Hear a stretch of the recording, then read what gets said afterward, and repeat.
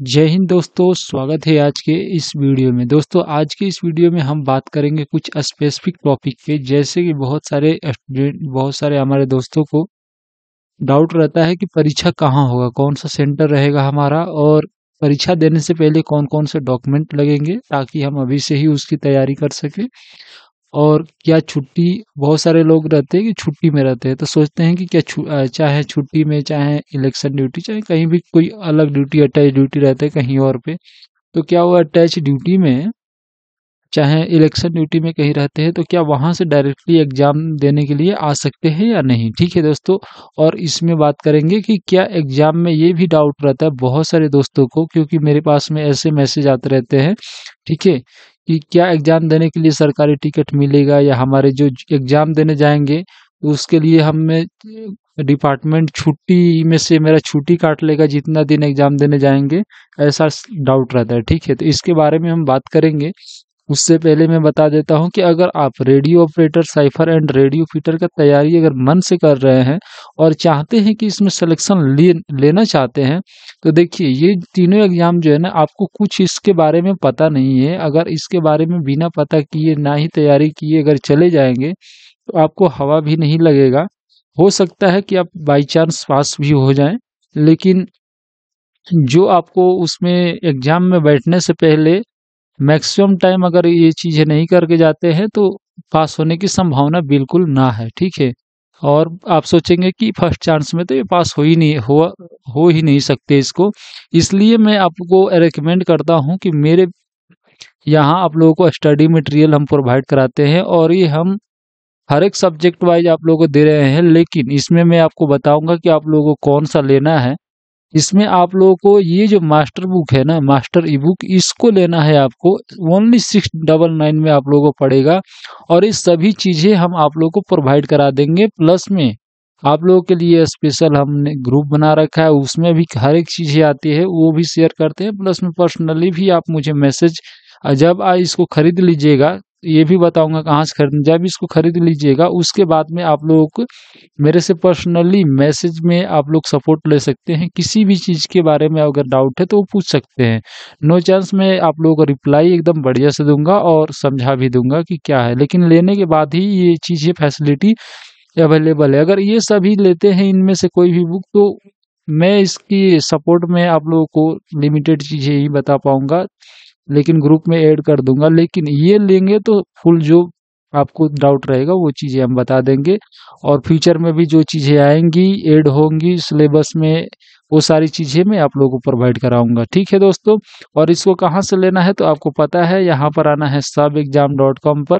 ठीक है, यहाँ पर सबएग्जाम.com पर ऐड को बंद कर देते हैं। देखिए ये जो वेबसाइट है, इस पे फ्री में भी आप पढ़ाई कर सकते हैं। ऐसा नहीं है कि इसमें फ्री का चीजें नहीं है, फ्री का भी चीजें। यहाँ पर सीआरपीएफ सिग्नल है, देखिए यहाँ पर स्टडी मटेरियल में आपको टेबल वाइज बना हुआ है। ठीक है, और यहाँ पर प्रैक्टिस सेट भी दिया गया है, रेडियो ऑपरेटर का अलग से, साइफर, रेडियो फीटर, तीनों का अलग से फ्री में भी पढ़ाई कर सकते हैं। लेकिन अगर इस पर शॉप पे क्लिक करके आते हैं, आपको इस टाइप पे आ जाना है। कैसे? क्योंकि इसमें आएगा सबसे पहले ये सब, लेकिन इसको थोड़ा स्क्रॉल करना है और नीचे आना है, और यहाँ पे शॉप दिखेगा, और शॉप में से सभी बुकों का लिस्ट दिख जाएगा।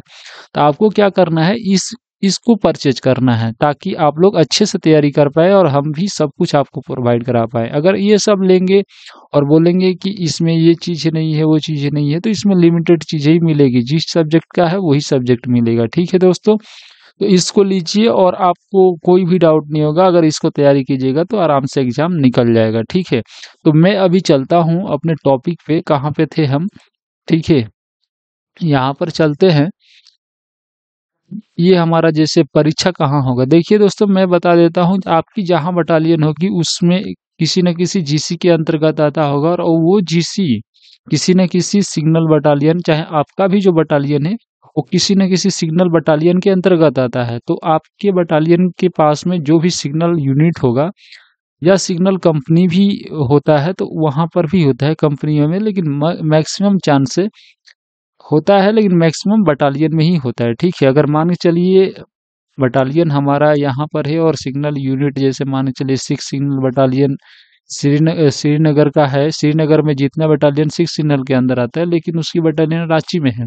लेकिन इसकी कंपनी यहाँ पर है तो यहाँ पर होगा, कंपनी में ही एग्जाम हो जाता है। और लेकिन हर एक बटालियन के अंतर्गत जो सिग्नल यूनिट जो है आसपास में ही रहता है, तो सिग्नल यूनिट में ही होगा। लेकिन 6 सिग्नल है तो इससे कंपनी में भी हो जाता है। ठीक है, तो यहाँ पर आप लोगों को क्लियर हो गया होगा कि सिग्नल यूनिट में ही होगा। जैसे मान के चलिए हैदराबाद में कोई है, तो हैदराबाद का सेकंड सिग्नल में हो जाएगा, कोलकाता में third signal, fifth signal, seven signal battalion है तो इस हेडक्वार्टर में ही इसका होता है एग्जाम।